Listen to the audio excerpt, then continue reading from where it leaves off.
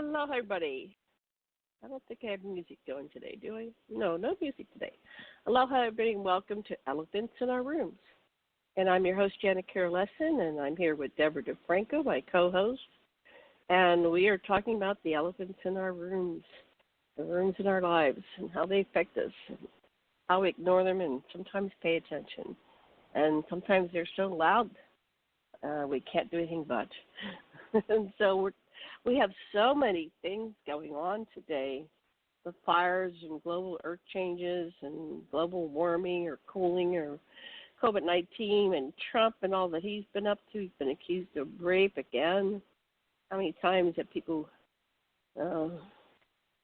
called him out and said that they raped or molested him or did inappropriate things? The 2020 elections. One thing I want to talk about is the president planning a coup, or is he planning a takeover, or has he already taken over? Because he says, I don't care who wins, I'm not stepping down. And for me, that's the definition of a dictator. Our teachers are dying, and we have all the racist issues, and we have hacking and foreign interference, and Bob Woodward has a new book called Rage. And, of course, there's always the no mask controversy, and so on and so forth. So my co-host, Debra DeFranco, is a wonderful journalist, and she reads a lot. And so she has sent me a lot of these stories. So, hi, Deborah. Where do you want to start? And I made a page on Aquarian Radio under Elephants in Our Rooms. So feel free to follow along. Go ahead, Deborah. Welcome. Do you want to start with Trump being accused of rape? Or do you want to start with something not so negative? Okay, so no, let's crank it up. Let's do the negative first. We're going to get really negative here about what's going on because, No negative. I have a guest here. I want to do negative first. I was so upset about everything. I have a sweet guest here, and she and I were going rah, rah, rah at each other. And then later I apologized. He goes, it's not you. It's just I'm just mad at everything. I'm so upset about the whole world. So don't mind me. I'm just going, this is COVID crazy and information overload crazy. Okay, so now you have an article I think you sent me about Trump. Oh, here. I've got ex-model Amy Doris. Go ahead. You sent me 2 articles about Trump. Summarize those for us because I didn't have a chance to read them. So she was a guest in a VIP box at the U.S. Open tennis tournament in 1997. And, he started by forcing his tongue down her throat and then, took it further. So, yeah. So I wonder how much other dirt there is that's going to come out between now and the election. You gotta think that the media has been holding on to stuff that they want to try and influence the election with. Don't you think? Well, I'd love it if they just all come forth at once. And whether it's beyond the, I guess there's a statute of limitations, you can't prosecute at a certain point. It would be like a whole little private Me Too movement. I, too, was violated by Donald Trump, and who hasn't been violated by Donald Trump? Yeah, that's a website you could build, a Facebook group, a book. Me too. I've been molested by Trump, and the tongue, being grabbed and a tongue.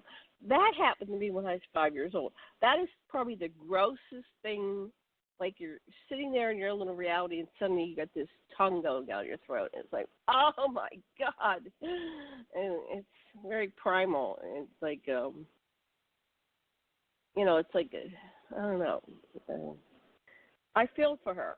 I feel for you, Amy. I'm so sorry that happened to you. Yeah, imagine what she's about to go through now. The things they're going to do to her.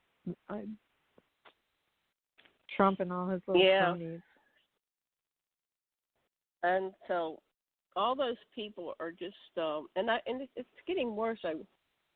I read somewhere or saw on YouTube. I get so confused because there's so much information that there's a whole group of, a whole part of our humanity or society or that wants to have a civil war. They want to see us get down to, Trump, win or lose, they're going to start running around the streets and killing each other. And it's like, oh my God. I'm so glad I'm here in Maui because we're so diverse here. We all love each other. We have every race, color, creed, religion, and other places where there's diversity. But I guess when it comes down to it, it's kind of like rats in a barrel. If we're running out of food, the tribalism will get smaller and smaller groups. It's just like the Hatfields and the McCoys. It gets smaller and smaller groups, and oh God, it's just, here we come. It's like we're on the home stretch. We've been building. It's like a movie, right? We've had this whole life movie, and we've gone through. I don't know. You're 10 years younger, but I've gone through. I started with Ike and all the presidents and all the things that those different administrations meant, and all the things he did and didn't do, and all the name calling. And over time, it got more and more perverse. We used to be kind of civilized. We'd have these somewhat conscious debates about the issues, but now it's just degraded to name calling and projection, and now it's going to be fighting in the streets, and everybody's got guns. So, and Europe won't even take us, so we can't run. There's nowhere to run. Well, if Trump won't step down, you'll definitely have fighting in the streets. I didn't hear that. I didn't hear him say that he wasn't stepping down. Find that, and I'll put that on the show page. But yeah, Trump has declared. Oh, well, it's something to do with Stone. Okay, Roger Stone. Oh, Stone said it, not Trump. But Trump's been saying I know what that, you're talking too. about. Yeah, Roger Stone said it. Yeah, but that's it wasn't what Trump that has said been it. saying. They. Well, no, he did. They cornered him. Well. Even the first one, he says, well, I will declare that the election is good if I won it, but if I didn't win it, He doesn't get to declare anything. It doesn't matter. No, he does because we have laws in this country. He's not going to just get to say, I'm not going to step down. That's not going to happen. They're unenforceable. What is our – okay, Deborah. What do we do if he says, I'm not leaving? What do we do as a country? He needs the military for that. Who goes over? He needs the military for that. And he's disparaged them in such a way and still hasn't taken up the Russian bounties. And it's now come out that he calls injured veterans losers and suckers. This man is not going to have any support to stay in office. Stop it. Why does he think that he can say I'm not leaving and not leave? Does he have something that we don't know? Have you watched that lately? And the media watched him. He doesn't deal in reality. He won't let anybody give him bad news. And then he just refuses to believe it if it doesn't fit his narrative. Right. And so so all people do they're just kiss asses around him. So he never hears the truth. He doesn't realize how much people dislike him. I swear to God, he has no clue how much people hate him. Saying that he's like Florida is neck and neck, and something. It's like, really? Or is that true? I think it's a bunch of bots. I don't think it's real. I'll go on to a Twitter feed, and it'll be all these different names, and they're all saying this positive stuff, and it's like, that's not the reality that I'm walking in, especially here in Maui. Everybody wants him gone. So I think it's a bunch of bots. And I've been watching some shows. There's one that I rewatched, or I didn't catch it the first time around. It was called The Good Wife, and then it goes into The Good Fight. And they dealt with a lot of the interference that the hackers can do and how they can create stories. And they have people that their full-time job is to just go in and create artificial IDs and become, these different names, and then they just get in there and they start saying their reality on a bunch of Twitter feeds and Facebook pages, and it's their reality that they want to convey, that they want to create, that Trump is the hero, and Trump is going to get the how can he get the Nobel Peace Prize when he's creating dissent and World War III and Civil War II in the United States? He's got us fighting each other and, in the streets.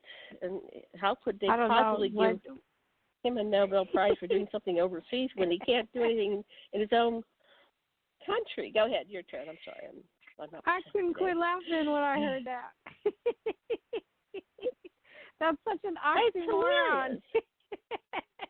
Yeah, it's hilarious. But it's somehow he says things and then people start believing it and they start operating like that's the truth. I have my own dear brother and I love him, but he's been, he drank the Kool-Aid, gallons of it. And I know. So did my old show co-host Tallahassee. He sits there and goes off about Biden and things Biden's doing, and none of it is connected to the truth. Like, you can tell all he does is watch Fox News. And when I sit there and spit to him, like, he just doesn't believe it. And when you talk to Trumpettes, they live in another world. They don't deal in reality. No, they live in their own reality. They just don't. And just because they're talking about giving Trump the Nobel Peace Prize, my brother says, "Well, do you still hate Trump? He's doing this wonderful thing here." And I said, there's somewhat 200,000 in the next day or two. We're going to hit 200,000 by the end of the year. 200,000 dead. 300,000, maybe 400,000 dead. Yep, absolutely. Absolutely. Every time somebody says he does somebody good,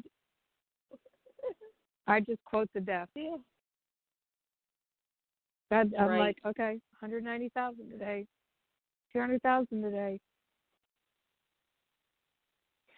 And he called it herd mentality. Herd he mentality. Said, we want to reach herd mentality. You're right. That was not a Freudian slip. You want to reach herd mentality, where everybody just believes everything you say. Yeah. And meanwhile, these people, all these billionaires are getting richer and richer and richer. If you just follow the money, you can see why this planet is so screwed up. Because all it does is create the reality where they get rich and we get poorer and poorer. And, they want to take away our social, they want to take away the payroll tax that feeds into Social Security, so they can eliminate Social Security. They can eliminate the postal service, which both my father and my brother served at the postal service for many years. Like my brother, 25, my dad, 39 years in the postal service. That's how I grew up, supported by the money from the postal service. And they want to eliminate those things. Look at the global warming. I mean, the fires.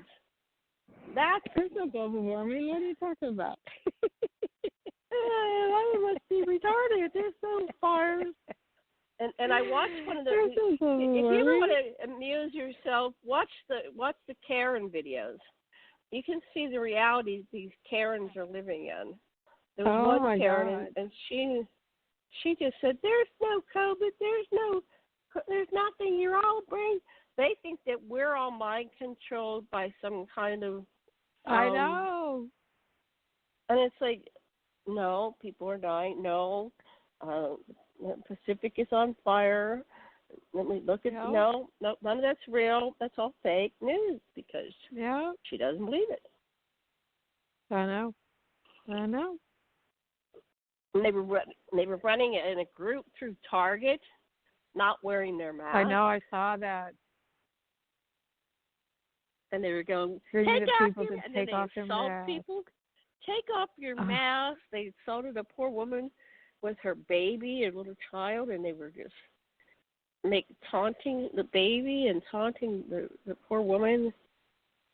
And it's like, fine, don't wear your mask, but don't come into my face and she's touching this poor woman. Here, I'm touching you. And the woman said, you're not touching me. She goes, yes, I'm touching you. I won't let anybody get close to me. Well, she was like kind I of turn like a floor. rabid dog if someone like breaks that 6-foot barrier and gets near me. Yeah. I had a guy in the a grocery store who followed. He wasn't following me, but every row I would go, he would either be on it or come on it, right? And he would come right next to me. And I was just like, Jesus. And I just kept walking away from him, trying to like put space between us. And then there was a guy at 7-Eleven who was like literally standing on my back. And I just turned around. I said, please move back. And it was my turn to go to the cash register, and I wouldn't go until he moved. I sat there and stared at him. And he finally moved and got back away from me. And I'm high risk. Good. So I don't let anybody get near me. So I dare somebody to like challenge me wearing a mask publicly. I'm going to embarrass you. I'm going to embarrass you and make you feel 2 inches tall.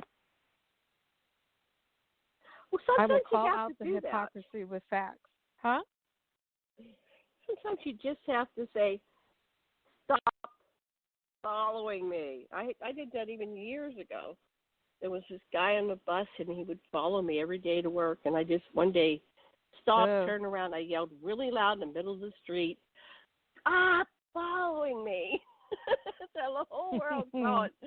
And he ran. Because otherwise, I don't know, he could have grabbed me when I got near an alley and taken me down the alley for all I knew. Like, why are you following me? Anyway, now I'm old. I don't have anybody following me. That's the one blessing when you're old. When you're young, no. You get all these predators.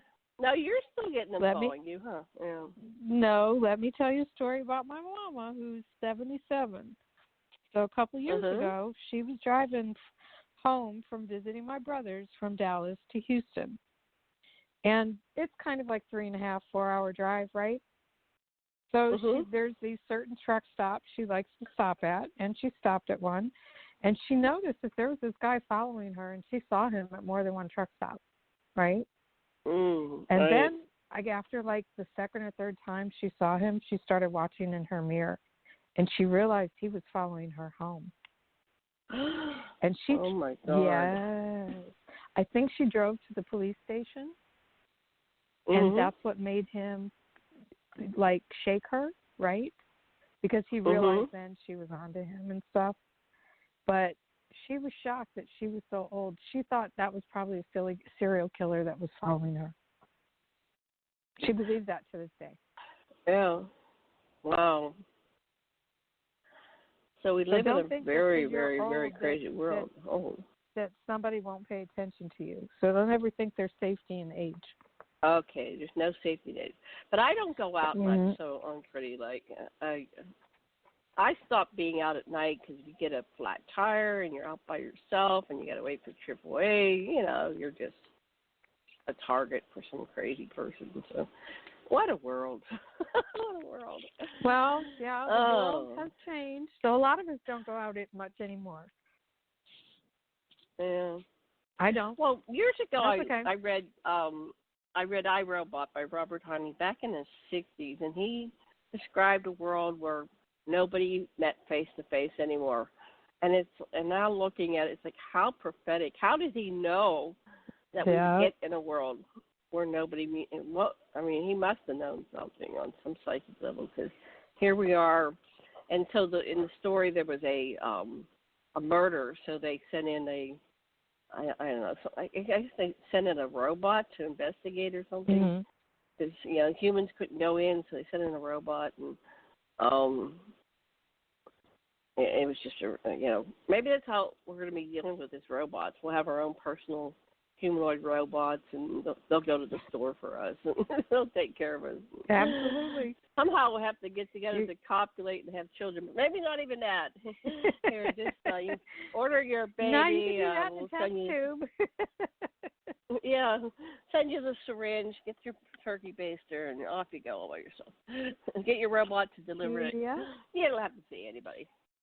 Yeah. Well, what other articles? You sent me a dozen articles. I'm just blown away. Did you see the ones about the 25 mayors and San Francisco? Okay, wait, let me find out. Let's see. I'll go back to my mail. 25 mayors. And to the city of San Francisco. MARORS, okay. Yeah, they're going to give minimum incomes to certain segments of the population. Okay, so let me see. How do they determine who they're going to give it to? Is it going to in San Francisco? It's discriminatory. Pacific Islander, Black and Hispanic women, $1,000 a month during their pregnancies. And then the 25 cities, they haven't decided specifically who's going to get it, but they're working on a program conjunctively. And because there was 3 test cities, I think one was it Sacramento or San Jose or something like that in California. There was a couple other cities, and they were all testing it. And I think based on the results that other cities are interested in doing this. And personally, I think the stimulus from COVID was a great example of what minimum income did. The economy was just bobbing along during that while everybody had that money. Well, I didn't get to track it down, but I heard that they want to do see, Trump wants to win the election. Remember in the 1800s, I promise a chicken in every pot. Well, this is the modern day chicken in every pot. So I'm going to get you not just one stimulus check, but I'm going to get you 2 stimulus checks. Meanwhile, the reason why these things happen is all these committees and the people in Congress and the Senate, and they're debating this stuff out, and they're coming to an agreement. But, he just sits back, and whatever something that's good, Trump just puts his feet up and he says, I did that. He takes credit for everything that he wants to take credit for. And then his little Trump followers go, of course Trump made deserves the Nobel Peace Prize because there's all these ambassadors and people that have been talking behind the scenes for years to make a peace treaty, and it involves other countries. It's not just him. But he'll just say, oh, I did that. And then people like my brother and your brother or your friend, the former co-host, will say, Trump did it. And it's like, well, where in the world did you get your reality? Anyway, that's what we're dealing with. So, but I heard they're bringing 2 stimulus checks. Is that true? Well, there's a group of bipartisans, either House of Representatives or senators or a combination of both that got together. I think it's the House. I think it's a combination. And they worked out a plan that there's a lot of buy-in on from the other members of Congress that everybody kind of likes that may be going through. So we'll see. I don't know the details of the plan. I've just read little bits and pieces here. There was one article in particular I think I saved. I don't know if I sent it to you, but I wanted to go back and read it before I spoke to it. Right, and there's one here. I like Stephen Gardner. He doesn't go into politics. It's just here's the fact, right? So he's the most middle of the road person that I've met. There's a couple others, and he said stimulus check 2 and second stimulus package update. I didn't have a chance to listen to it, but I will grab that link and put that in our show today. So I always encourage people, do your own research. Don't believe everything I say. I am like you in information overload. There's so much to go through. And I don't know how anybody could be bored. I mean, really, there's just so much to I'm with you. Look at. But I don't think they get their news that way. I think they get their news from Facebook or Fox News or something. I think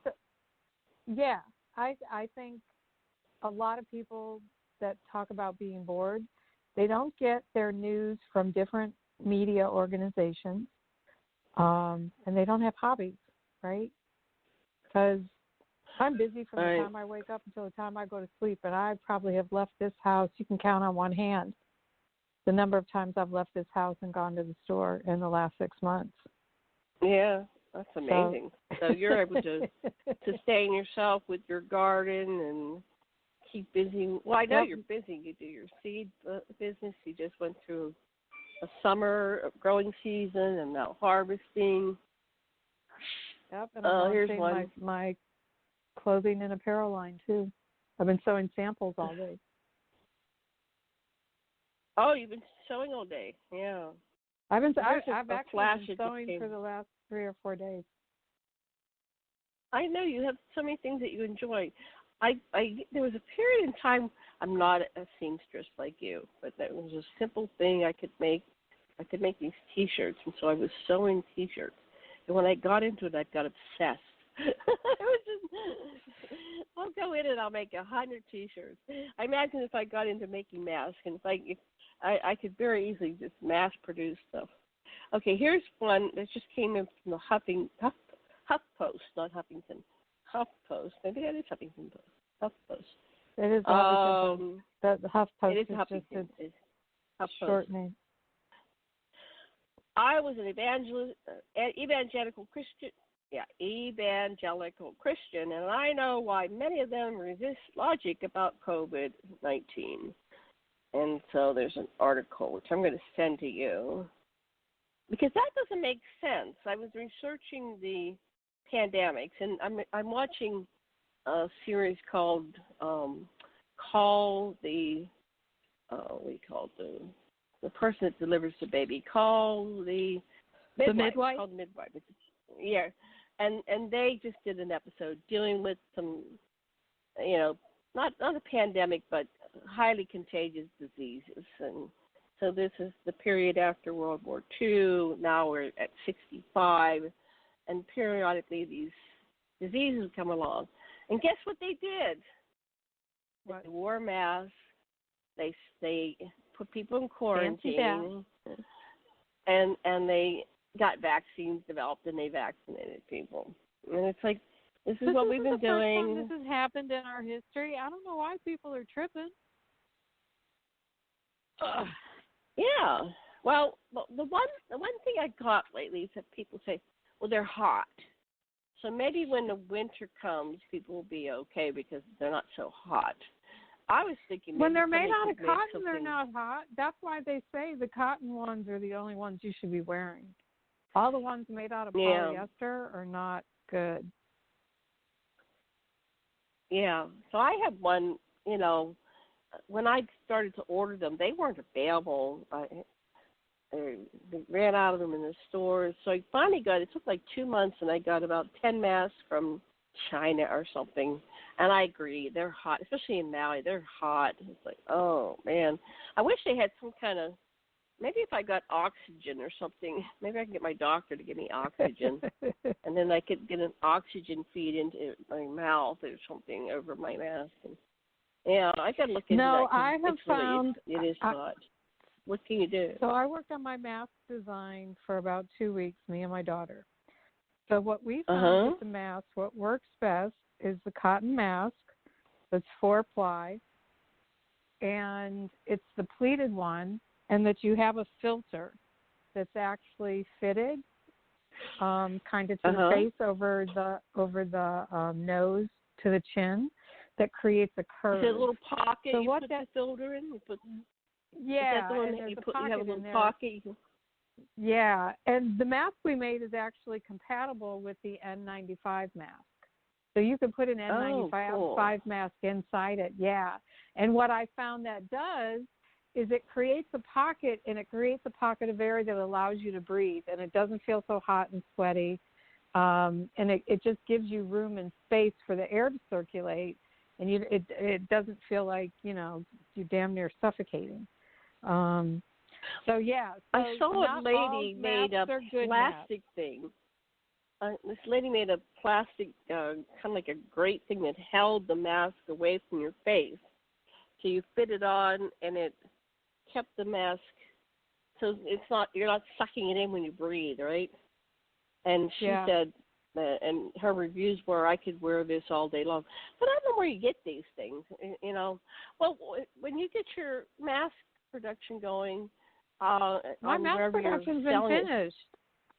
I have a whole bunch of masks for sale. Send me a link to it, sale. and I'll put it on. Okay. I'll put the link on my sites, and I'll say, I recommend these masks, and then because I know you do your research.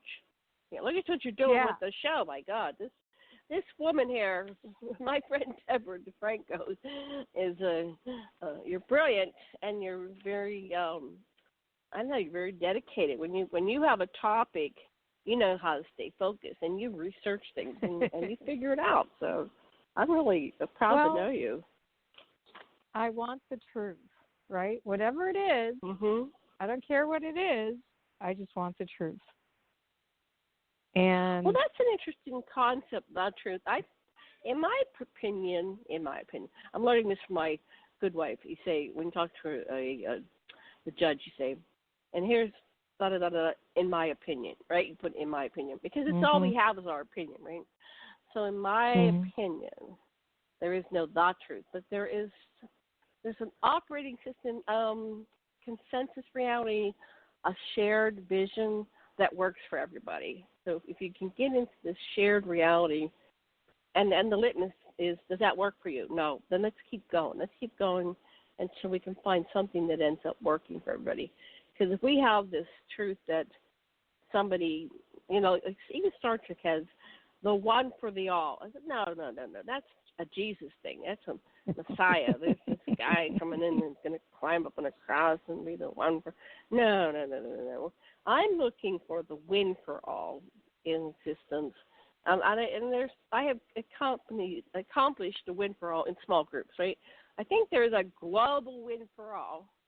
And the most logical thing was a guy from the CDC lately said, and I don't know if I got that article up, but he said, we can get this vaccine, but we're not going to get it by 2 days before the election. It's not safe. Some people are getting horrendous. I mean, it could kill you. You can't just declare, today we're doing a vaccine, and it's going to go, look at the commercials for just pharmaceuticals. They'll go down, and here's some of the side effects. Imagine a vaccine that's going to work for everyone. So the CDC guy said, just wear a mask. It's been the most effective thing for hundreds of years. Wear a mask. And he said, once again, if everybody would wear a mask in 4 to 6 weeks, we could probably this would be gone. All take off our masks. But because of this stupid stuff where people are saying, you're taking away my liberty by not. No, you're taking away my liberty by destroying my economy, so I can no longer get my products and services, so I can no longer, go out for fear that I'm going to die from this stupid disease that you keep propagating because you won't wear a frickin' mask, so you're denying me my liberty. Right? That's the thing, right? If they just cooperate, this would go away fast. Yeah, it could go away fast. And you wouldn't have to wear one at all. You wouldn't have to be fighting about it. So the next vaccine, they said, it has to be distributed to even just the United States. What do we have, 350 million people? And it's 2 shots? It's not even a one-shot thing. And they don't even know if it will last. Or, you might have to get it every year, maybe twice a year. And it's like, I'm going to let everybody else be guinea pigs. I'm going to let everybody else be guinea pigs. Yeah. Well, what they're going to do is control travel. So you won't get it, then, you won't be able to get on the plane. There'll be something. There's always Nazis trying to dictate to the population what to do, but sometimes it is for our good. And sometimes, it's just they don't want you to travel to wherever you want to travel to. These evil people that control the planet, who knows what their motivation is, but definitely can follow the money and they get rich. Whenever there's these policies that get, and that means researching things like Brave New World, 1984, all this stuff about, and that's really complicated because this conspiracy stuff has been obfuscated as well. So then there's all this bull crap in there about mass. I don't know. I don't believe anything anymore. And everybody believes everything on Facebook. Facebook is like going to be the bane of our existence. Zuckerberg and Facebook is our God. Yeah. Wow. Well, I'm over in Maui. I hope it's I can escape most of it. There's nowhere to run. Nowhere to run.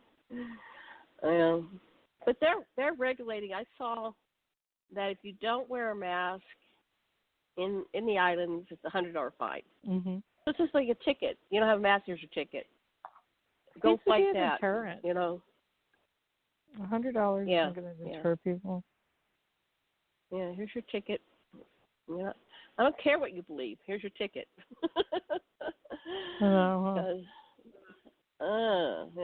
Tell that to the judge. Yeah, so. And you have to pay it before you leave the island. I'm not sure how they enforce it. There's all these rules and No, laws. I'm just joking. I was being sarcastic. I wasn't serious about that's what the law was. No. I think the one that if you violate your quarantine, they kick you off the island. It's you're gone. You're off on the next plane. No, they do. They are kind of draconian around here, but it's such a small population, overall, and they don't. Mm-hmm. They learned from the missionaries. Remember the missionaries came in the 1800s and they almost wiped out all the indigenous people?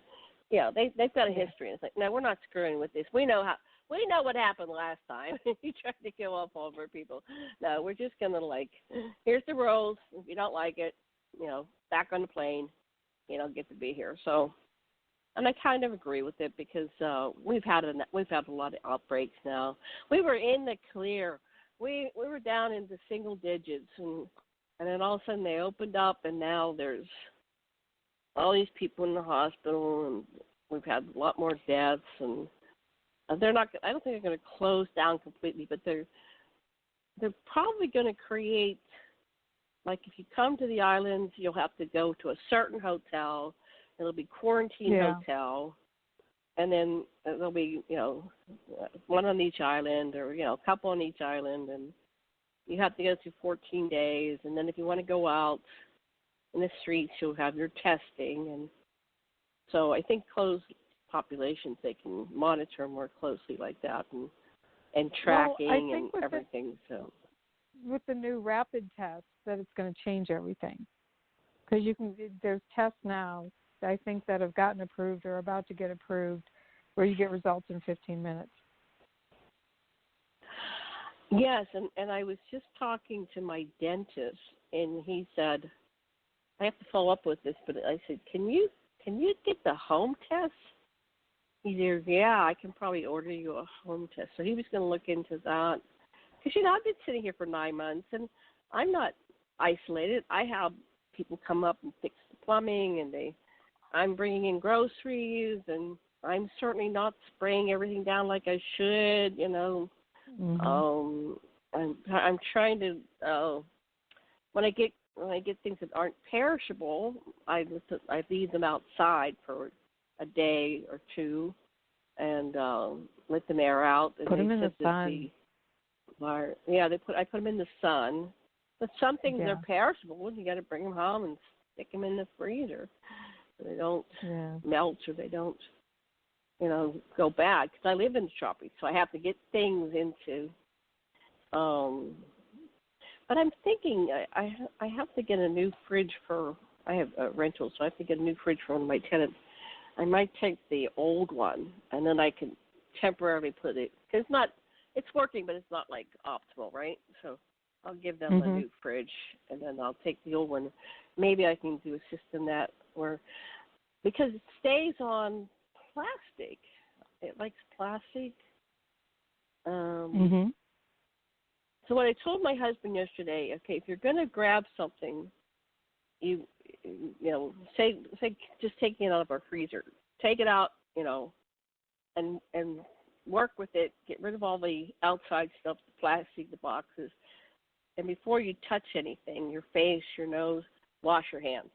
even though it's been sitting in the freezer. Just grab it. What do you think of that? Do you think that would work? From what you know, because you know a lot. I'm just making this shit up, but I think it's probably logical that it might be in my freezer. It might be in my freezer that might have COVID, but it's not going to do anything until I grab something from the freezer. Well, I don't know if they know whether it can survive or not. I mean, there's been some things where they thought it has survived on frozen items, right? My daughter wipes everything down when she comes into the house. I don't. But what I do is I wash my hands with alcohol, not even hand sanitizer. I have a disinfectant kit in the car. Yeah, I have a disinfectant kit in the car, and as soon as I've been in contact with anybody in the public, I will wipe my hands down with alcohol, wipe down the steering wheel, wipe down my keys, wipe down my wallet, anything I touched in the process, right? And I'll even wipe around the edges of my mouth and by my nose. And I do that every time I go out in public. Now, when I travel, I wear gloves. Like when I get gas and stuff like that, I wear gloves. And, just toss the gloves away, before I touch anything. So you have to take them off. You have to take off your gloves. You have to take off your mask. And people are not careful taking these things off that have been exposed. So, but I don't know how dangerous the touching things is, but apparently it is. But the most dangerous is getting it up your nose. That's the nose is a quick delivery system. So I wash my hands about 30 times a day. I don't go out because I have breathing difficulties. The Karens are saying, well, I can come in the store because I have breathing difficulties. I'm like, I don't go to the store. I haven't been to a store since this thing started, February or March. I think I went down to do something with my car, and that was all outdoors, and so I haven't exposed. Now my husband's coming and going, and of course, when you're a two-person system, what he does affects me. So, and I'm always telling him, wash your hands. I'm sure he feels brutalized. Wash your hands. But he does it. He lets me dominate. Wash your hands. Okay. Sometimes I get, I was like, yeah, but wash your hands. But I am counseling people on the phone, long distance, that, couples that are having a COVID breakdown, and they're at each other's throats because, like my sister and her, well, it's like what happens to us here in the winter. You get stir crazy by being in the house. And people by February, people are just mean. You go out in public, people are just mean. They're just because they're all crabby from being locked up for weeks. Well, you can go out. You can go out if you're walking down the street and everybody's across the street. You can take your mask off for a little bit, as long as you're not up. But I heard that it can travel 10 feet, 20 feet. So if you got anybody sneezing, and linger in the air as long as 15 minutes. So don't go anywhere where the air is stagnant. But you know what? If I buy fast food, I wipe that down. I wipe that down with alcohol and paper towel. Yeah. Like if I buy Starbucks or I buy fast food, I wipe that stuff down. But no, I haven't bought any of that in 9 months. I haven't bought any of that in 9 months. No fast foods. Yeah, but groceries I don't wipe down. Yeah. But I get Amazon. Go ahead. Oh, do you wipe down the Amazon stuff? Yeah.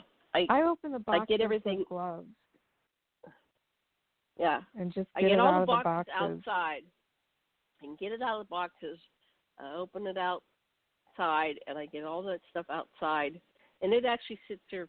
I know it doesn't look great, but it sits outside for, a long time. And we have a lot of sun and air And then if I'm talking to someone, I'll get them downwind from me, so the air is blowing towards them.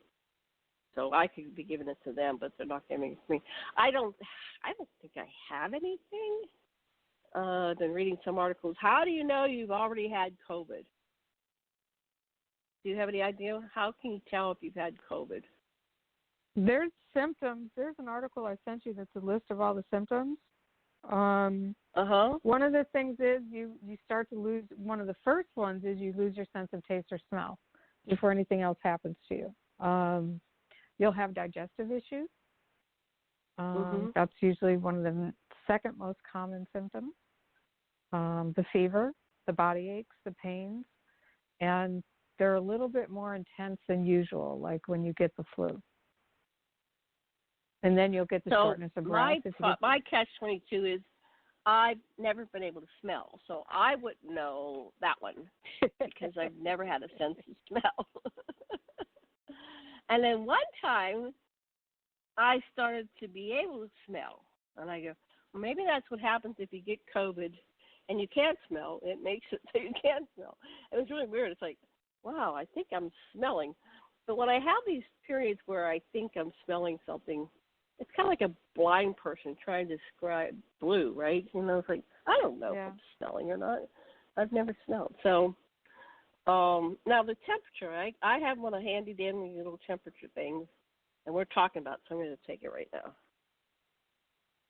No. I've never had the elevated temperature. My husband got sick really bad where he was vomiting all night. Is vomiting one of the symptoms? He was going, is that food poisoning or is that COVID? Well, you have digestive problems. You have digestive problems, and for some people it gets really bad. Some people will be mild, some people will be really bad.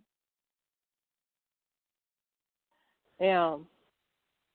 And then one time we just had one episode of diarrhea, and then it went away the next day. So I thought, well, that's not it. That might have been something we ate. And another time I had looked like pink eye, but then I have these cats. No, pink eye is one of the symptoms. Pink eye is one of the symptoms. So I may have had it. So what I'm going to do is get the test to see if I have the what do they call it? The antibodies. After you have some antibodies, that's the word. Looking for antibodies. So I think I'll order that and see. But then what? Then what? You know, there's so many unknowns. Because you can get it again, so it doesn't matter. You can get it again. There's no safety in it. Mm-mm. My brother was telling my daughter who has 4 young children. Huh? No, go ahead. Your brother has a. My brother was telling my daughter who has 4 young children. You know, we all got it. Just get it. But you can get it again, and you never know if you're one of those people who's going to die from it. And there's some long-term deleterious effects to your organs, and even these athletes that are really strong, they get heart problems and heart damage. You know, heart problems run in my family. So I want to go catch a virus so I can die younger. You know, so I don't. That's not a very good logic. Yeah, just go get it and you'll be able. No, it's not the flu. It's COVID. And COVID is deadly to people, deadly to certain. It's like, why don't you grab a gun and put a bullet in and, you know, spin it. I know. And then pull the. That's what that's like. Okay, we're going to pass around some guns, and we're all going to put bullets in, and we'll see which ones are right. No. And I get really angry when they say, well, you'll die because you have a pre-existing condition. It's like blaming the victim. Like, no, just stay away from me with your cooties. But I just tell people, I mean, I'm not very diplomatic. I just say, you got cooties, so stay away from me. Just stay. No, don't. And they don't believe in it. They go, oh, come on, you're not being spiritual. If you believe that you're going to get it, you're going to get it. It's because of your belief that you're going to get it. And if you don't believe it, you're not going to get it. I go, no. I said, I'm not going to have sex with, you know, people that have HIV either. So I'm not going to go breathe your air.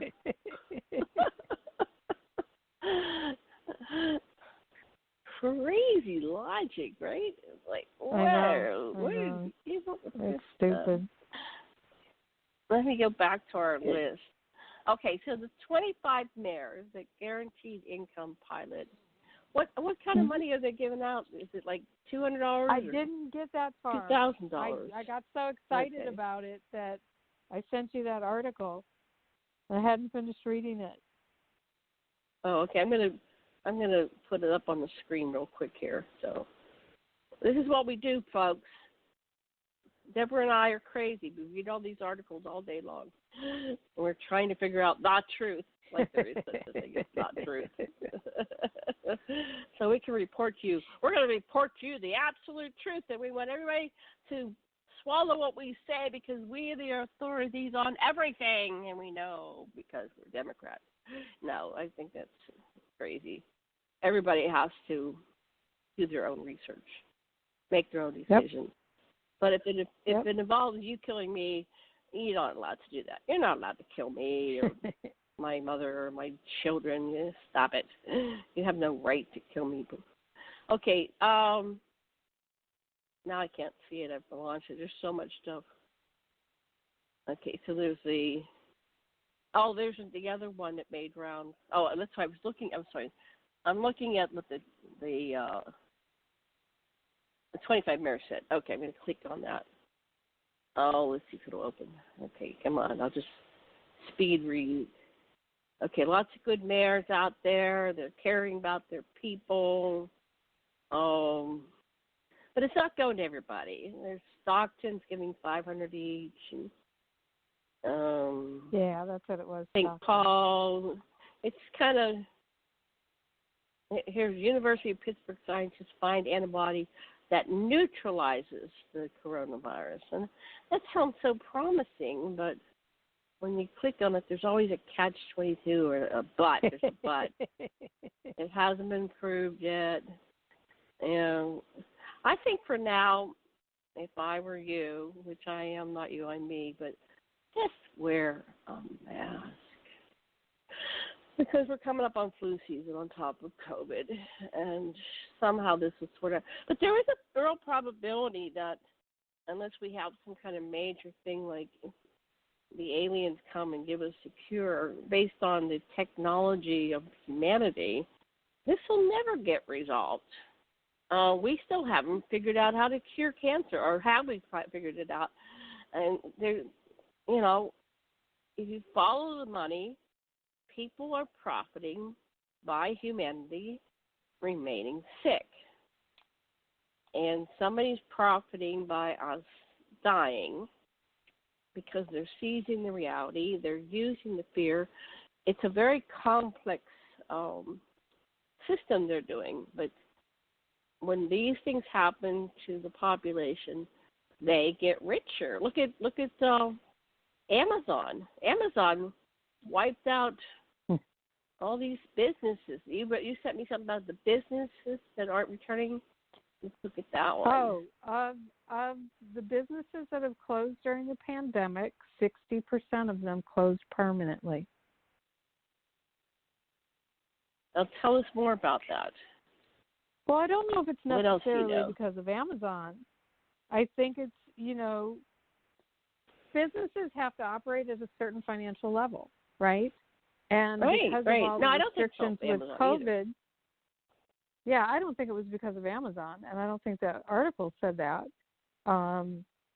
But, online retailers, if you did not have a strong online retail presence before this started, they got the business. And one of the things about retail, I learned this in California. I don't know if you ever heard about this, but there were strikes in the grocery stores probably about 10 years ago. And the grocery stores were empty. People wouldn't cross the picket lines and didn't go into them.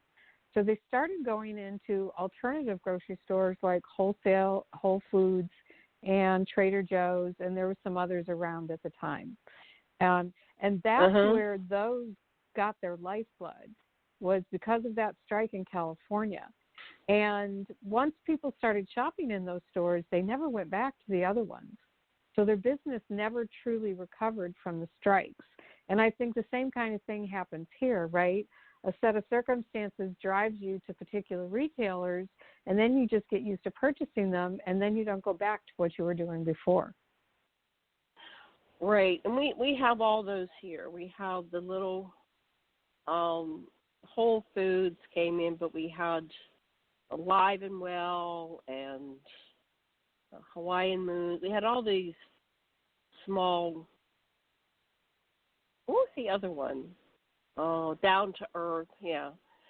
These were we have a big kind of hippie community. So when those things came out, people were going, yeah, we're going to go there. They have healthier food and this and that. So everybody told themselves stories as to why they shop there, because it's organic or whatever. So that's why those things. And they're still surviving here. You know, they're doing well. Because people have to eat. And you can only order so much, stuff from and we have a Costco. Yeah, you can only order so much stuff from Amazon. You can't get your fresh foods there. So those stores are doing well here. What are disappearing are the malls. I mean, even before COVID, our malls were just kind of half full. And I'm just wondering, it costs a lot of money to build all those malls. And it would be great, and then we have all these people on the street. It would be great if they just moved them into the malls, added some bathrooms and group kitchens, and make them into apartments, right? It's so funny you said that, because I had a premonition 4 years ago that would happen. Yeah. Yeah, just take all those malls, and you've got ready-built housing, and, you've got air conditioning, and everything's set. And some of them are restaurants, so you could even have, if you've got people that don't really want to cook, they could have a in-house restaurant on the first floor. I know. Make the second levels into apartments, right? Yeah. Or so somebody out there, take that idea and run with it. To be a city within a city, kind of like the casinos are, right? Everything you need is inside versus outside. Right. Yeah, you get people who can live out their entire lives in their little mall homes. Yep. Yeah. Because we have a bunch of malls. I mean, even if you have the 2- and 3-story malls, you could take the second and third floor and just leave the first floor into their little grocery stores and stuff like that, and the second and third floor make them into housing. Because they're huge. Take an old Sears. How many apartments could you put in an old Sears? If you built the studios? The shared housing model, where you share living space. Yeah, you share communal quarters, and then you have a private section that's yours. Right. And I think I don't know how that would work with COVID. I guess you'd have to have a community would all agree to testing at least, so you could. Well, like I said, they're going to do the hotels, right? So they're going to have quarantine hotels. So if you want to move to Maui, you have to go to a hotel. Well, once I think they get the rapid testing and it's accurate, I had 2 groups that I've. Say it again. I said once they get the rapid test, it'll be fine. Everything will change then. Yeah. Well, I've sponsored 2 people, two couples to come over here and quarantine in place at my property, because this used to be a community, so I have little areas. So they can be in their little areas, and nobody has to see them. They don't have to infect anybody for 14 days. I've got one couple here right now, and the guy didn't. Anyway, long story. He went home. The guy went home with the girls here. It's really hard to start a new relationship in COVID, because it's not even like they used to be. But anyway, he went home because it was not working out. So, but she's still in quarantine. And then I have some people that are trying to earn a living because they're not working their regular jobs. So they do shopping for people. There's a whole little shopping industry that has sprung up. Yep. Now, I thought of your vision. I had a woman named Marie years ago. She used to make these gardens, and then once every 2 weeks or something, or once a week, she had all her clients, and she would deliver like a bag or two of those wonderful organic fruits and vegetables that you could ever find. Because apparently even in like the Whole Foods and all, not to mention any name, but the local grocery store, apparently they get like lettuce, let's just say lettuce, and it sits in a refrigerator, and the oldest stuff gets sold first, and then they bring it out. So by the time this stuff comes out, it's 2 weeks old. It can be up to 2 weeks old. But if you have a little cottage industry like that, where you're going out into the yard and harvesting that day, and then, you know, she was driving around she had her clientele, and she would drive around, and she had these really beautiful baskets that she would fill, and then so she would deliver a basket and pick up the old baskets. So she would clean out the old baskets. So she kept using these baskets, and that's what she was using. She got a lot of them in, you know, like at Easter time when people got rid of their baskets. So she was collecting baskets, and she'd decorate them out. And so there's all kinds of creative ways to earn a living. And so when my couple was here, they were going, oh my God, it cost me $100 to get a bag of groceries. They said, we're going to do that. And we're going to make it cheaper. We're going to be more fair, and you know. Anyway, there's a lot of creative ways to earn money during COVID, and that's helping those who can't get out. There's a lot of us that are housebound, and it's really not safe for us to come and go, to do all that shopping. Because then you have people like you had, the grocery store stalker. It's like, I'm high risk and I've got a grocery store stalker, and people don't. They go into you know, Target, and they walk around with no mask, and they're not just walking, they're yelling, and they're coming up to people and challenging them, and it's like, that's evil. That's the definition of evil, is disregard for consciousness. So they don't respect somebody else's belief. You know, person A believes in COVID, person B doesn't. The person B who doesn't believe in COVID is going up and in your face. That's really cruel. I don't understand. Well, be careful getting in a stranger's face. You never know who you're dealing with. Yeah, I know, really. I dare somebody to get in my face. It's not going to end pretty. Don't mess with Debra DeFranco. Nope. So, I'm looking at these articles you sent me. Pro-Trump youth group enlist teens in secretive campaign likened to a troll farm. What does that mean? They were spreading all the propaganda and incorrect information that was false, blatantly false. You know, trying to recruit kids to you know, the campaign, you know, to vote for Trump, and they got suspended. Right. Actually, their accounts got not just suspended, closed.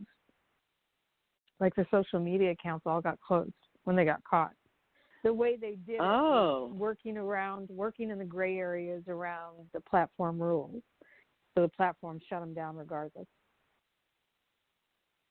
Interesting. Now here's an article.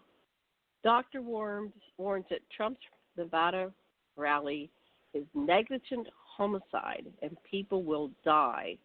So I predict, here's a prediction, that they will be, and I read this somewhere or one of the YouTubes, that when you get the virus and you spread it, it takes part of your DNA with it.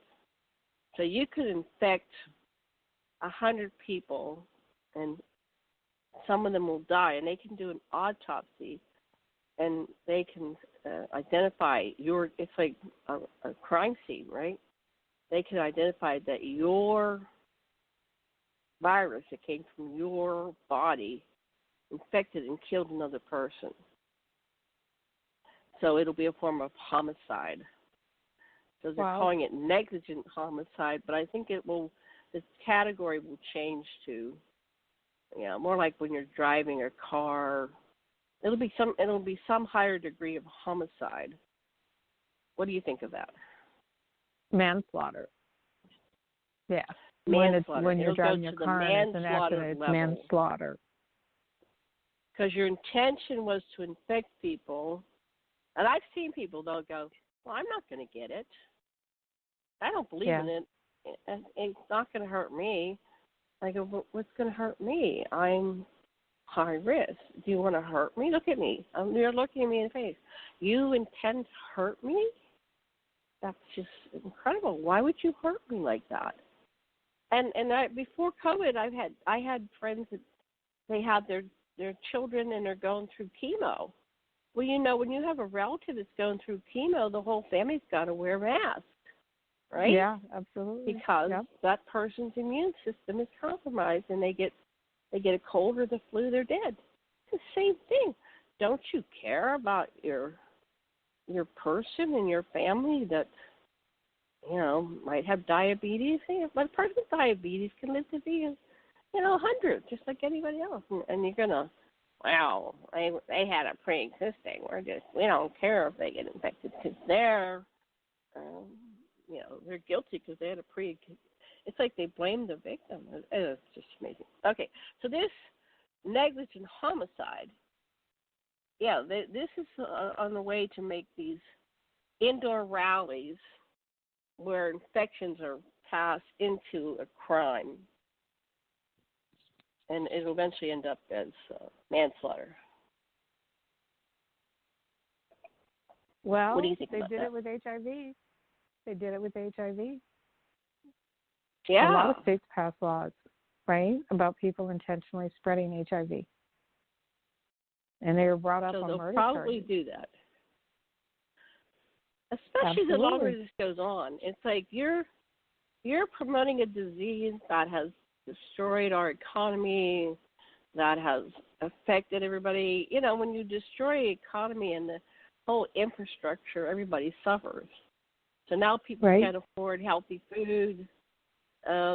People can't, so they're starving. They can't afford. Their housing insecure. A lot of people won't go to the doctor.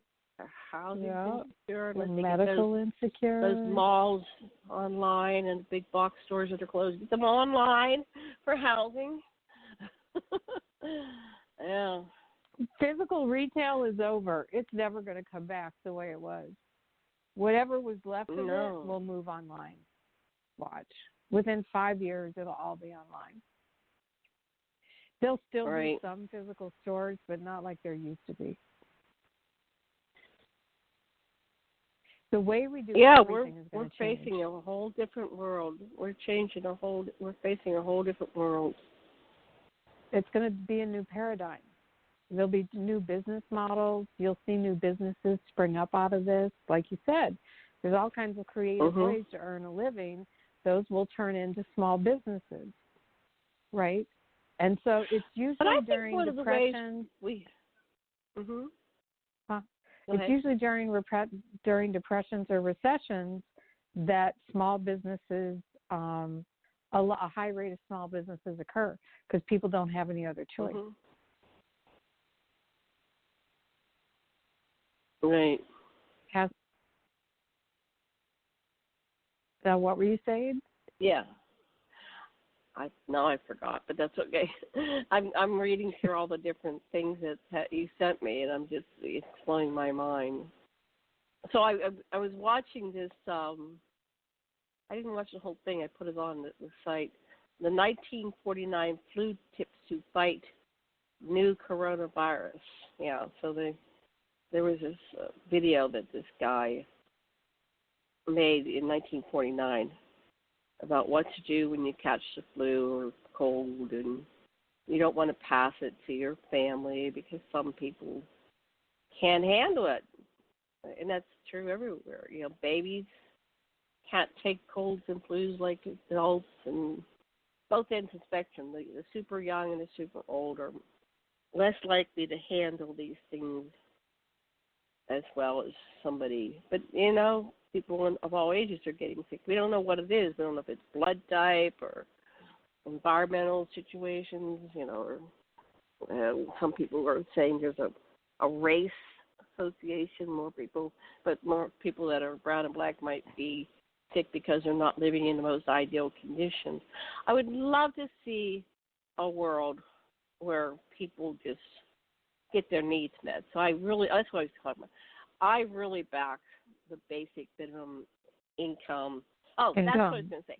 Because people's jobs, when they have, it's not about coming here and working. I know people hate when I say this, but I work from an extraterrestrial level in my other shows, and it's like, think of it, even you can do like Reagan said, imagine we get invaded by aliens. Well, imagine aliens are looking at our society, and they're going, what in the world are these people doing? This is crazy.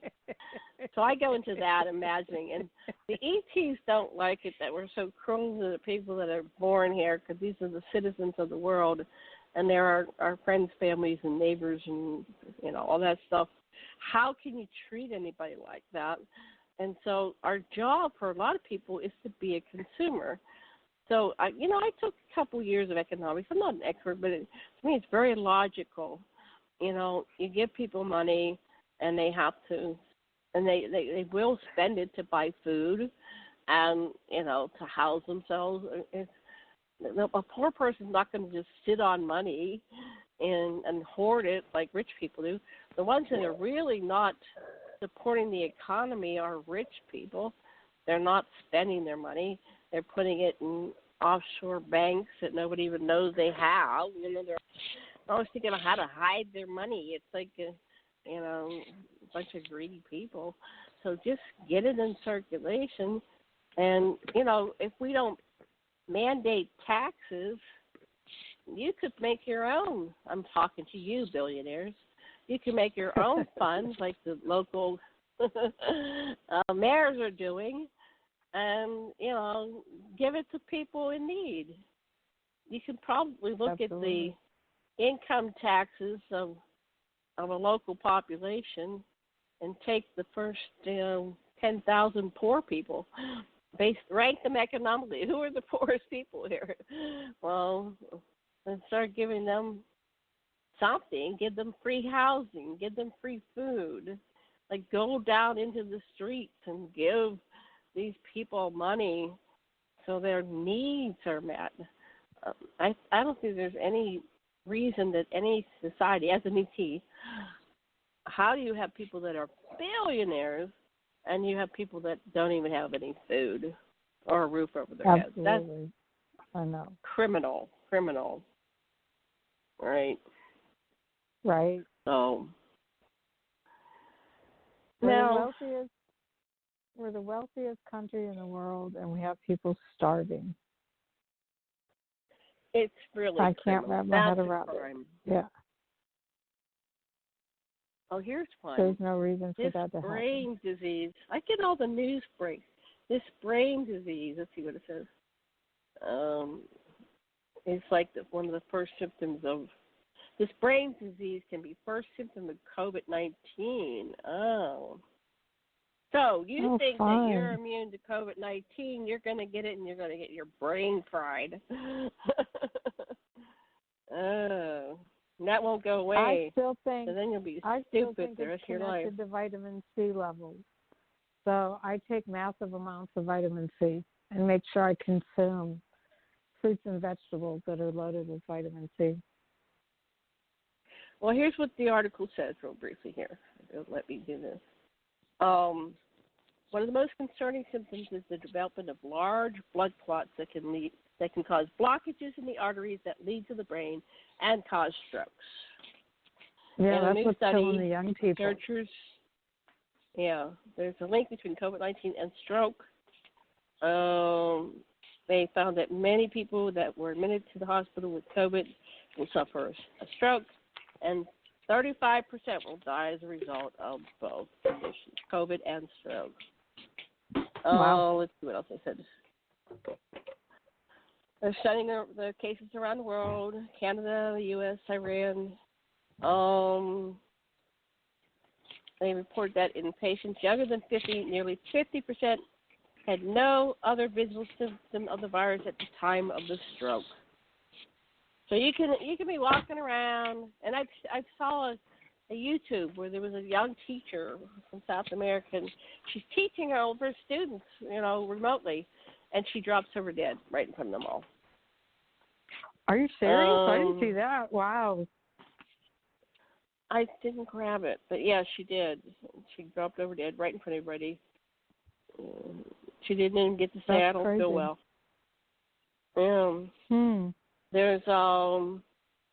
There's people under 50 years old with large clots. They need to think of COVID as a potential cause, even in the absence of respiratory symptoms. So I don't sleep well anymore.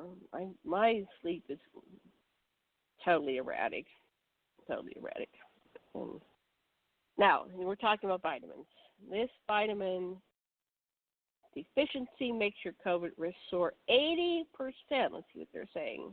So they say, put down your cigarettes or vape. And we're talking about this. But having a deficiency, a vitamin D deficiency, increases their risk of COVID. Nearly 80%. Oh my God. Do I have D? I think I have D. I'm going to put that right out here. Time to take my D. Do you have D? I spend a lot of time in the sun. Do you have any vitamin D? Well, you spend a lot of time in the sun. I spend a lot of time in the sun. You're coming up on winter. You're coming up on winter, though. You might want to get yourself some D. I think I got some. I have D. No, I have indoor grows during the winter, and I sit under the sun lamps. Oh, okay. So it doesn't matter how you get it, but get it. Yeah. And I'm here in Sun World. Here it is. I just got yesterday vitamin K2 and D3. So I'm going to pull that up here. What about colloidal silver? I've been doing colloidal silver, lots of C. Here we are in our home remedies. We are not doctors, by the way, people. There's our disclaimer. We're not doctors.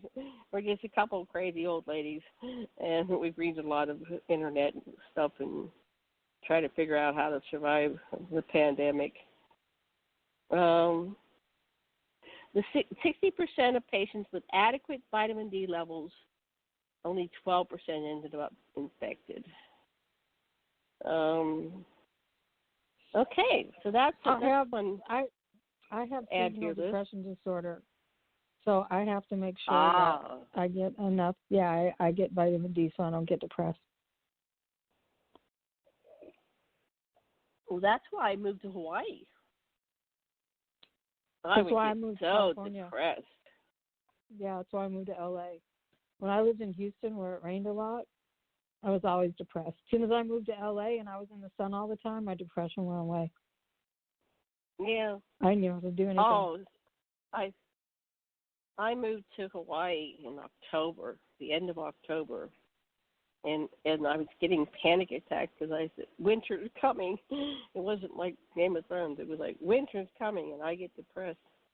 And, and I was in a marriage that was questionable because my husband was verbally abusive. So I moved to Hawaii right before Halloween. So I'm coming up on my anniversary, yeah. In 1993, and when I landed with the sunshine, I swear I was levitating. I was walking on sunshine down the street. Everything was so green and blue, and the tropical breezes. I didn't have much money, but I said, I'm going to make this work. Because this is where my body needs to live, my soul needs to live. So, okay. And then there's a surge once again in Europe. I'm clicking on it. And look through the articles. Let's go back and forth. What do you want to talk about? Hold on, let me find that. Okay. In Italy, they're back. We're being overwhelmed by the numbers. So we're going full circle. 30 million globally infected by COVID. Right. So these people went through it, and now all these people are going through it again. So that's what they're predicting for the United States. And we've got the craziest culture in the world. You know, we don't have to wear masks. Do you think? Oh my. Okay, so I just go down I like the Daily Cause, KOS, and I'll just read some of the headlines. We're not going to go into the articles. I put all the links to these on aquarianradio.com, and if you have any articles you want us to focus on, Deborah, just let me know. Yeah, I do. One interesting one. Go ahead. So there was this article on Apple News. I think it was Apple News. It's coming up right now. It was CNBC. And it was adding one simple food to your diet may help you live to 100. Oh, right? yeah. And they did this study on the world's oldest people in all different regions of the world. And so the one item they said to add to your diet is beans. Right. Now, is there any particular kind of beans or just beans? The ones that came up a lot were fava beans, chickpeas, and soybeans. Mm-hmm. But what about green beans? Any beans. I like the green beans. Any bean. Okay. Mm-hmm. So we had beans last night. Yeah, they were good. Yeah, so I specialize in growing beans in my garden. I've been growing a lot of Native American beans this year. So, yeah, what was the Native American diet before the invasion of the Europeans? Squash, what were corn, they living and on here? Squash, corn, and beans. So corn is, so they kind of demonized corn, that corn isn't a great food. But when I lived in Pennsylvania, I ate so much corn when the corn was in. I would sit down and make corn, and it's like, I don't even want to eat anything else but corn tonight. You know, buttered corn was like, so good. The corn isn't good for you. Corn's been genetically modified, so the majority of the corn on the market isn't any good for you. You have to eat heirloom strains of corn to get all the nutritional value. So if people wanted to get your seeds, send me a link. I'll put your seeds up too. Are you ready to sell them, your seeds? Nope, I'm getting ready to sell them this coming spring. But right now, I'm giving them away as a free gift on my Etsy shop at Stitch Witches. Oh. With a Z. So 2 separate words, yes. So if you go to Etsy and search for Stitch Witches, I give away the seeds as a free gift with the gardening aprons that I sell on there. Oh, you have gardening aprons. I have to see all this. Anyway, sometime when you're thinking about, send me the links. I'll put them on my site so people can check out all these wonderful things that Deborah is making for us in the world. I have a lot of stuff to put on the site that I haven't put on yet, because I've done great with sales without trying, but I don't want it to jeopardize my unemployment. I can make more money with unemployment right now. And so I need to not jeopardize my unemployment. So don't buy anything right now. So I lose my unemployment. I haven't been pushing it and haven't put all my products on the site yet. So I was just testing the waters with the few products that I put up there. So I put masks up there, and I put vintage chokers, jewelry that I make out of vintage fabric and trims. And what else do I have up there? I have headbands. Headbands are my claim to fame. I do this non-stick headband. Yeah, that I've been selling for about 10 years. And I sell online and at pop-up shops and fairs and stuff like that. And, yeah, my daughter and I, when I was visiting about 10 years ago, when she was pregnant with her second child, you know, she asked me, she had this headband. She bought a bunch of them before they stopped selling them. They had sold them at Target for years, and then they stopped. It was the only headband she could ever find that didn't slip on her head. So she showed it to me, and she asked me if I could duplicate it. And so I did. And that, like, launched the whole little accessories business. So, yeah. So I've been selling the headbands. That's probably my longest selling item. I've been selling we've both been selling the headbands for about 10 years. Wow. Well, here's one I found. To fight forest fires, we may need more forests and much better data about the changing climate. Yes. So, but there's no climate change. You know, it's all in our head. No climate change. Yeah, we're not having this because we failed to sweep the forest, okay? Yeah. No, the West Coast is a tinderbox. Just because there's no moisture. It's drought conditions with 100-degree temperatures.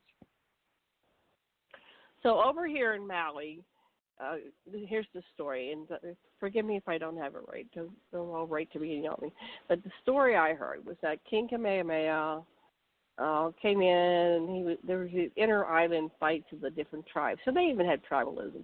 There's not very many Hawaiians, but the islands had different tribalism. And Kamehameha would go from, I think he was on Big Island, and he came over here and he conquered. So there were these wonderful trees over on the Kihei side of the island, which was, had a pretty good system. But then they started to fight this other force. They started to attack the forest, right? Because people could hide in the forest, and it was part of their global fight. So they attacked the forest, and they destroyed the forest. And then that side of the island became a desert and then the other faction was the U.S. military decided to take I can't pronounce it, Ka'alalave. It's a little island, and they used it. They bombed it. They were doing their target practice, and they were bombing this poor island. And, of course, the bombing process destroyed all the trees. So the two islands had the moisture going back and forth over the water and being caught in the trees, and it made rain on that side of Maui and on that island. So you can see how quickly a system that creates rain that prevents an area becoming a desert can be created by humans. So there is, if you start planting trees, even some trees that can, survive in drier conditions, that starts bringing in more vegetation. And they did like a 100-mile strip across Africa from coast to coast. And that whole strip, it started bringing in animals, and it started the waters flowing again. So the streams and the rivers. And so, there is something to it. So if you live in an area that is experiencing drought, go out and plant trees. And so they started to replant that side of the island. And, different billionaires out there, here's what you can do, billionaires. You can donate trees around the planet and start restoring the trees, which will, change the environment and restore climates and take back a lot of these lands that were deserts. It actually can restore a desert into a living, vibrant. So there's a YouTube on that. I think it was a TED Talk, how we planted this strip of Africa. I'll have to look that up. I want to see that. Yeah. Oh, but it's saying the problem with this is there's no money in it. Widespread reseeding is unlikely in the near future because they're not considered economically important. I don't know. I think when you have these fires that destroy thousands of homes, it might be economically important to reseed because, these are your clients. These are your people that are going to buy your products and services, Mr. Amazon. These are the people that are going to go onto your Facebook, Mr. Zuckerberg. And eventually these are people that are going to book tickets to Mars, Mr. Bezos. You know, anyway, all these rich people need to rethink. They want to, I don't know what they think. They have this whole series about how the rich people, they think they're so good because they do charity work, right? But they're so selective about charity. Most of that money of that charity work they do never goes to the charity, never goes to the people in need. Right. All that charity and fundraising and stuff is a load of crap most of the time. Right. There's always somebody in the middle of all these charities taking the money for their own uses. Just finance food banks. Apparently, right now on the mainland, people are going to food banks and they're in these lines of cars that are 2 hours long just to get into a food bank, which might not even have much there. So we need to get food to people. They're hungry. We need to get money to the people. They need to pay rent. Throwing it away and stop plowing it under the ground because they don't have trucks to take it anywhere. Right, that's criminal. Get it to the food bank. Take that right to the food bank. It's not about money. So that's the whole problem. The planet is a money base. So once we go to the extraterrestrials, they say, well, we don't have money. What is this money business? You know, we don't operate on money. That's what I keep getting from all these experiences. We don't operate on money. And then you look at the history of the world, and there's a story of the Anunnaki and how better to control society, but to create money and then, you know, regulate it and make it have interest. Interest is slavery. The whole concept of interest is how Nanar, the Anunnaki, said, I'll control the population by a money concept. So Nanar introduced money, and here we are. We're all involved in money, and it's just a concept. We give it value. What's more valuable in the course of a lifetime is the love you have and how you take care of each other, how you respect and honor life, and, you know, how you treat even, like I have these little animals, and they come to me, and I'm a cat lady. I'm nice to my cats that come to me and say, okay, I'll feed you. But I get them spayed and neutered, too. I don't just let them go out and reproduce.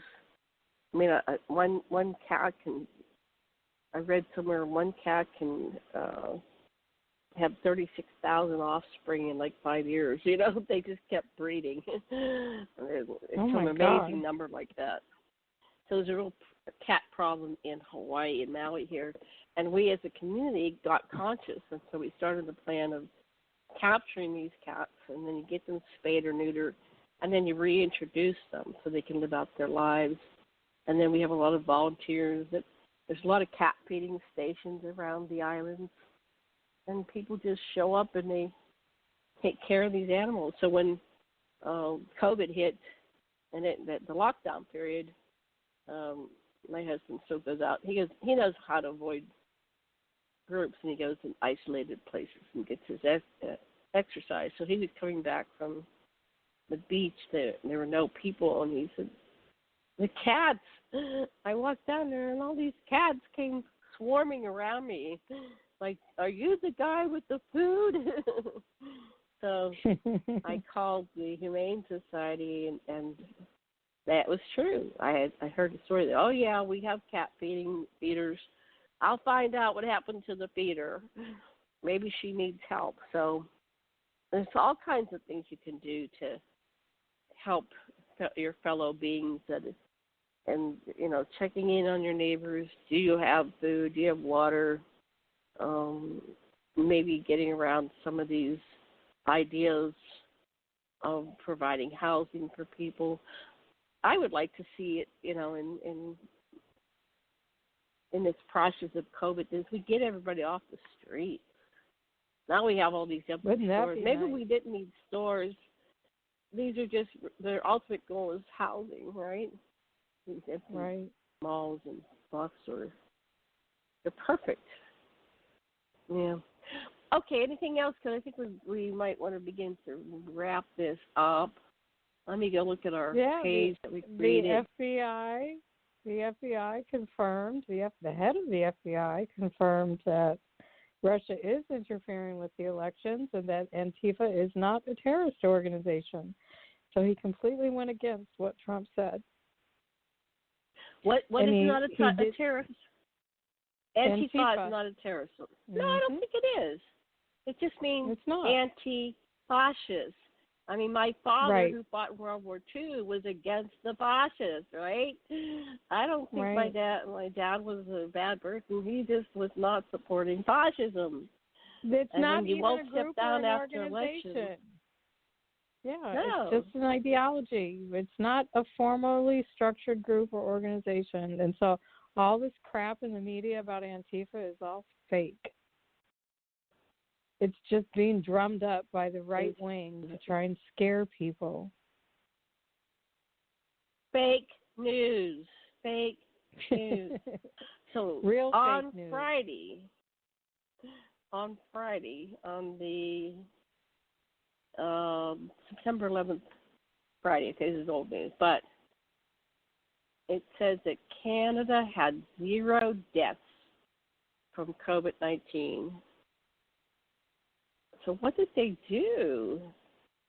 As of Friday evening, over 6 million people had been tested for COVID, and only 2.1% came back positive, but they had 0 deaths. That is an accomplishment. And what's ours? What are we doing here? I think we had 1,000 deaths yesterday. We're at 197,000 or something, and so in a few days we're gonna reach that benchmark of 200,000 dead people from COVID-19. But of course, it's all their fault because they had pre-existing. I read these because I'm part of this radio show network, and I read what the trumpets believe, and it's shocking. It's just shocking. They're rooting for the Civil War. They're like excited. They're like happy. We're going to get to the election and they're going to start shooting people down when they ask Trump. And everything gets politicized into poor Trump. He's such a victim. Oh, the Democrats don't want him in office. Yeah. No, we want to have somebody that's a humanitarian that cares about people, that thinks about Medicare for all, ways to get people's needs met. There's nothing wrong with being a socialist. I had a website like how many socialist programs. I'll pull that up. Socialist programs in America that are normal, like Social Security, right?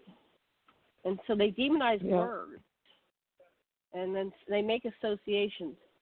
If you do A, then you're communist. If you do B, then you're communist. So they start making these artificial if you're a Democrat, you're a communist.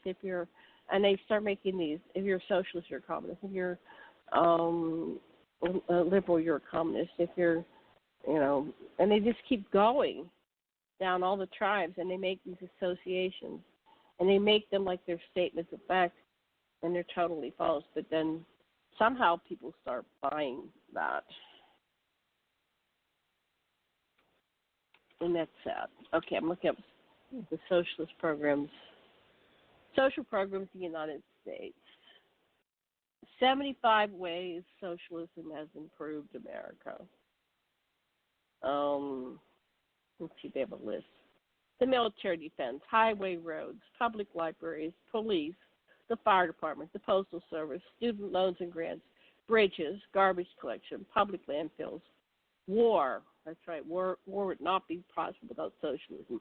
Farm subsidies, the CIA, the FBI, congressional health care, polio vaccine, EPA, Social Security, museums, public schools, jail prison system, corporate business subsidies, veterans VA health care, public parks, all elected government officials, food stamps, sewer system, Medicare, court system, bird flu vaccine, GI Bill, Hoover Dam, state city zoos, IRS, free lunch program, the Pentagon, Medicaid, FDA, health care for 911 rescue workers, swine flu vaccine, disability insurance, SSDI, town state-run beaches, corporate bailout welfare, state construction, unemployment insurance, city metro buses, WIC, state snow removal, PBS, Centers for Disease Control, the CDC, welfare, public street lighting, FEMA, public defenders, SCHIP, which is a program that for health insurance children, Amtrak, NPR, the Department of Homeland Security, OSHA, state national monuments, the United States Department of Agriculture, government scholarships, Department of Health and Human Service, Census Bureau, Department of Energy, Customs and Border Protection, Department of Education, Secret Service, Peace Corps, Department of Justice, Weather Service, the White House, government, law, civilization. That's the 75 ways socialism. I don't think the United States would exist without socialism, social programs. So there you have it. I'm going to grab that link and put that on the site. Over to you, Deborah. I've been talking too much. Tell her. No. We've gone through all my topics. I don't have anything left that I want to talk about. And we talked about a lot of the articles today. We have. We did a good job. I'm proud of us. Okay. Well, we don't have to go to the last second. And then I have a website, aquarianradio.com, where you have all the links to all these shows.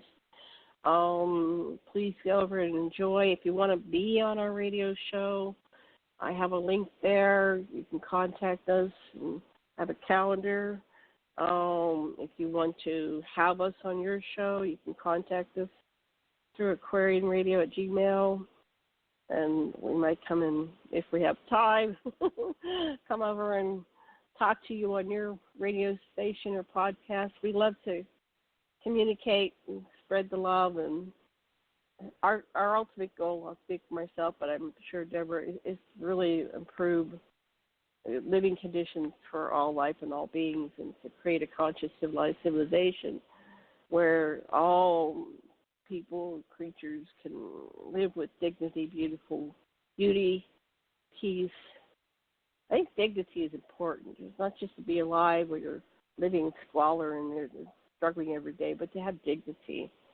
So that means we respect all life and respect all people, regardless of their origins, and you know, all life is equal. That's one thing I got today in my downloads this week, is that we're equal.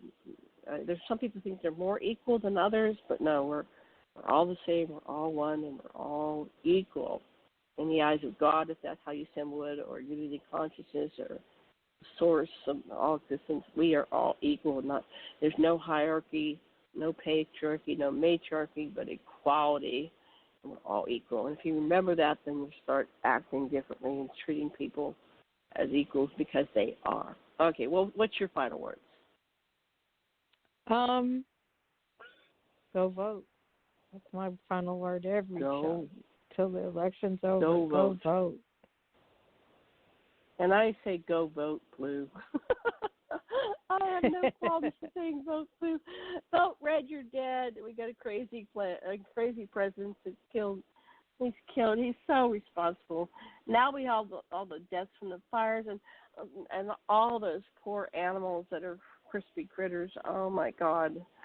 And they've lost their habitat and their food, and winter is coming. It's just we've got to get the crazy person out of the White House and the whole crazy administration.